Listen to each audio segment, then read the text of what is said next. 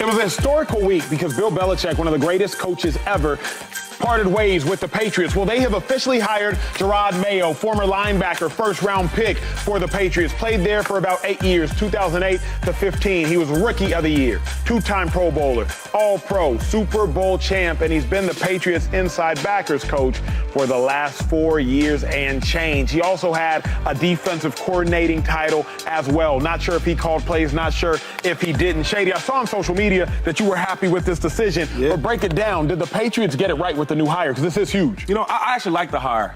For some reasons, I am kind of a little concerned, but that's with everything, because you don't know what's going to happen. But first of all, he's a black coach. We need way more black coaches, especially players that played the game. They went through it. They know from inside the locker room, on the field, they give you them experiences. And another thing is, I just feel like it's time. I think he's been around enough to know what's going on. The only thing I'm worried about is just when you fire a coach that's been there for so long in that organization, and you hire somebody that's just been underneath him for so long, it's like, are we bringing the same coach? That's the only thing I'm worried about. But other than that, I love the move. He's younger. He can relate to the players, and he's been in the locker room. He's been in that uniform. He knows what it feels like to play the game, so I'm happy for him. Shady, let me elaborate on your point, big dog, because you said something I was thinking earlier today. I love the move. One, you hire a former player. I love that. Players know how to relate better. They understand the culture better, all of that. But my concern is this, and it's very potent, if you will. Jerod Mayo knows nothing besides the Patriot way. He was drafted by the Patriots by Bill Belichick.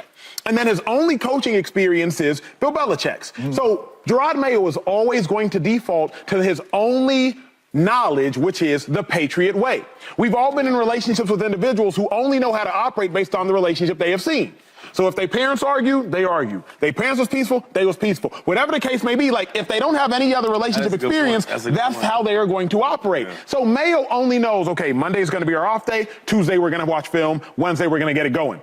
But what if Monday you should watch film, Tuesday should be the off day? What if there's a better way to do things, but he doesn't know that better way? I'll speak to my experience. I was privileged to be a part of the New York Giants organization, Tom Coughlin. If you're not 5 minutes early, you're late. Oh, yeah, I got caught with that. You know what I'm saying? But then I also played, Pat Shermer was my head coach that drafted me. Completely different laxed approach. Then Chip Kelly, totally different. Chip Kelly turned everything on his head. On Saturday practice before a Sunday game, you're supposed to do a walkthrough. Chip Kelly had us sprinting because his mindset was Olympic sprinters, they do a flush, a walkthrough type of flush. They get their body going before the games. On Friday with Chip, we did an 80-play walkthrough.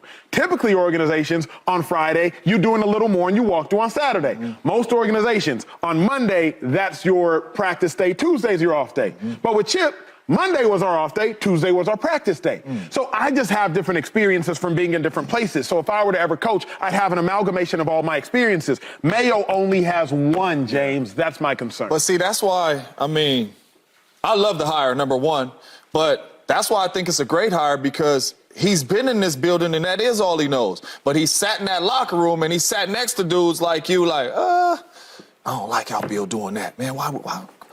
So I truly believe, like, number one, this is a great hire because he is going to come in here, and yes, some of the stuff is going to stay the same because he's going to like some stuff that Bill did. But some of the stuff is going to be different because even playing for Bill, coaching for Bill, it's certain things that you want to change. I've been a part of coaching changes and all that, and each time a coach comes in, a coach is like, this is what we're changing. I already had that on my mind even when Bill was the head coach. If I was able to head coach, this is what I'm going to change. So he's going to come in there and change stuff. But for me, it's all about him being able to get players there. When you talk about a young coach that played the game, when you think about the Patriots and Bill Belichick, a lot of the guys say they don't want to go to the Patriots because the Patriot way. Now you get a player in there, and now when you come in here on these visits, you got a player talking to you. This is how we're going to do it. So I think this hire is going to be able to attract some free agents and some guys that want to come play there and play for Mayo. I think it's an excellent hire. But you never had a player that played underneath one person or one coach or one defense that's what he knows. So even if guys are going back and forth, at the end of the day, man, that's what I know. I'm doing this. No doubt, but it's going to be some things, like I say, sitting in the locker room, playing for Chip, playing for Andy Reid, playing for – it's some things that you're like, dang, why Andy doing that? Even though Andy's your greatest coach of all time and you love Andy, and it's some things like why Andy, you know what I mean? But so I'll give you – so you asked about Andy Reid. I'll give you an example where when you're a player, you have so much success in a scheme, in a system, right? Even the coach tell you stuff that you don't want to hear. You might not like, or you might not agree with. You might not agree with. I don't think it makes sense. you gonna do it because you got that trust, right? Andy Reid's one of them dudes where he might say some stuff. Yeah.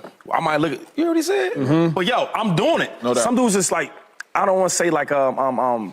I don't want to say that word fooled, but like you believe so much.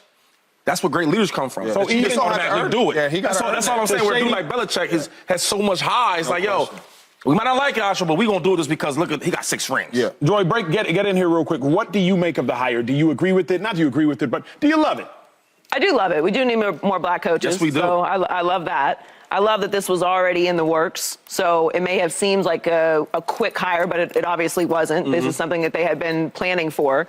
I love that part of it because this isn't going to feel so unexpected to anybody in the building. There are things that go on in buildings that we are not privy to as media or as fans, that players know and the organization knows what's actually going on, which to me means he's been grooming for this for a while, which I like. I'm not a huge fan of it's got to be someone from the Patriot way. It's got to be someone in the family. I think sometimes organizations, and you see this a lot in college, programs get so caught up in that it limits your ability to see and sometimes make the right hire. I agree. But when you're moving off of a guy like Bill Belichick, the name of Bill Belichick, the legacy that Bill Belichick has in New England, we can think whatever we want of New England. Patriots fans probably do not agree with us. They might think that Tom Brady was more important, but they are seeing this dynasty through a bit more rose-colored glasses, as they should. They enjoyed going to 9 Super Bowls and winning 6 of them. He also enjoyed the high level of success with Bill Belichick when he was still winning. So where I think this is a good hire surfacely, and of course we'll see how it goes. What I like about this is he has seen the highs of Bill Belichick and the lows of Bill Belichick. So while he may have only been with the Patriots, which in this situation I think is a good thing because you sort of have to, you don't have to, but I like that they're sort of weaning everybody off of the Bill Belichick culture. They're not going like, let's go right into somebody who's totally different, who doesn't understand the sensitivities in the building, who doesn't understand the fan base, doesn't understand the city, doesn't understand the players and the history there. He does. So when you sometimes when you get new hires in, look what happened with the Broncos, with Sean Payton, right? He came in, boom, everything's different. We're talking bad about the roster that was there last year. We're talking about the coaches that were there last year, and that was his prerogative to do, but you're not going to get that with Jerod Mayo. He's going to handle things with a bit more sensitivity because he was a part of that. Obviously, he's not going to diss the players. Like, he was a part of the failure of it, and he was a part of the success of it. So that's what makes me less nervous about just following in the Belichick way. And also, Belichick did have a lot of success. Like, I'm saying that quietly because we've been very critical of what happened and who gets the credit for it. But he was in the building when they were having success, and he was in the building when they were absolutely not. And they have the 3rd overall pick. He can completely change the direction of the organization offensively and bring in new players. Better find time. Yeah, that's why for me, I got a question for you. Well, it's not Belichick, so you might not need I'm that. saying the highs and lows of Belichick's career, he's been in with the highs because Tommy was there. I'm saying that in regard to, like, how things were done. You know what I mean? Like, I agree with you because I do think that, like, having a player that was there or a coach that was there, right? Like the player, like when a new coach comes in there, for example, when Chip Kelly came in there, like, it was weird because Changed everything. we gotta like learn his style. Yep. We gotta like meet. Yep. Now the players gotta introduce themselves to him. You know what I'm saying? So like maybe like, yo, what's up, coach? Might not be cool with him. Yep. Hey, how you doing, coach? How's everything? All right. What's up, Andy? I thought that's better, though. No, but what I'm saying is, like, that's why I kind of do like him already being there because the D's players, they already know him. Right, guys in the hallway, even if they No doubt. you might not know him, But but enough to know, like, okay, I take him serious. It's things like that I do like. It's interesting. Do you guys think Bill Belichick had anything to do with this hire? 1,000%. Yep, Yeah. absolutely. 1,000%. It would allegedly was in Oh, Jerod Mayo's contract that he would be the successor once Bill Belichick were to part ways. Yeah. So this was something that we knew of. Here's what's interesting. We're all saying we like that he was a part of the Patriots organization, but it might hurt them that he was a part of the Patriots organization. So which way are y'all really leaning? Because my biggest fear, and Joy, I think I heard you most clearly because I heard you last, is there is strength to him being a part of the Patriots. But to me, that's the concern. That's my greatest concern. What I love about now working on this show, working at this network, I've been a lot of places. I was at another network. I was at local news. I was at a smaller, so like I've been about 4 different places. So now I'm like, hey, why do we do this like this? I actually like how this place did it better. No, I like what we do better than how this place did that. Good point. Wait, why don't we start the show like that? Why don't we start the show like that? Because this show starts the show like that. But if I was only ever here, then all my knowledge would be drawn from here, as opposed to being able to draw knowledge from this network in this part of the country, this network in that part of the country, local news, national news. So Mayo can only draw from the Patriots. D'Amico Ryans, he could draw from the Niners and Shanahan, or he could draw from Chip Kelly. Or he could draw from, maybe he was there with O'Brien with the Texans, for better or for worse. He could draw from different places. Mike Vrabel, he could draw from Ohio State. He could draw from the Texans. He could draw from Belichick. So Mayo can only draw from Belichick. That concerns me to the highest degree. People marry their high school sweethearts and have some of the best relationships that we've seen. Some people be out in the streets most of their life and don't meet their love of their life till they're 50. There's a million different ways to do things. There's lots of guys who've been on a lot of coaching staffs who get an opportunity and are bad. So I absolutely see both sides of it. I hear the concern, but to me, he could fail going to a bunch of places, or he could fail only being here. What I do like about it is they don't need a complete rebuild, right? Like, their defense was good, right? Good, not I'm great. hired a defensive coach, though. Okay. Right? Top 10's not good? Yeah, no, but you didn't need a defensive help. No, but I'm saying when you're talking about building an organization, it's not like he's starting with rubble. They have a good defense. He's a part of that side of the ball. Hire the right offensive coordinator. Don't hire a defensive coordinator and a special teams guy to coach your new quarterback, which we're assuming that they're going to draft the quarterback at the top of the draft. Let me push back and challenge this respectfully. If your defense is already good, and Mayo was already on staff, and Mayo was already coordinating the defense, why not hire an offensive mind? Because your defense Gucci. So you don't need a head coach to fix the defense is good. Keep him in the exact same position. Why not bring in an offensive mind, find a quarterback, or fix your quarterbacks? Because everything you're saying is accurate, but I would use your logic and make a different decision. But I'm looking at it from the opposite way, because you had a top 10 defense.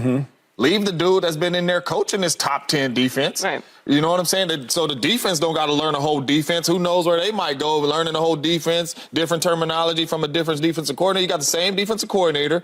Now, go build this offense. Draft, free agency, whatever. Find you a quarterback, whatever you're going to do. Get you a really good offensive coordinator. Young, old, it don't matter, but a good one that knows what he's doing to be able to help your quarterback, whoever comes in there. And now you build this offense. But for me, I love it, and I'm on the other side of this, because we talk player coach all the time. We do. This is a player's coach. Yeah. Antonio Pierce is a player's coach. And when you see the locker room and you see the bond with these dudes on the team with a real player's coach, it's different, right? So we can go with the Patriot way and all that. This dude played the game. This dude been in the locker room. This dude, you can't tell me over his whatever stint he had with Bill Belichick, however many years he played with him, that he just agreed with everything. It's certain things that he watched in the building and the organization like, nah, Let me ask as you, a player, we don't want that. Let me ask you this then. Why not Vrabel?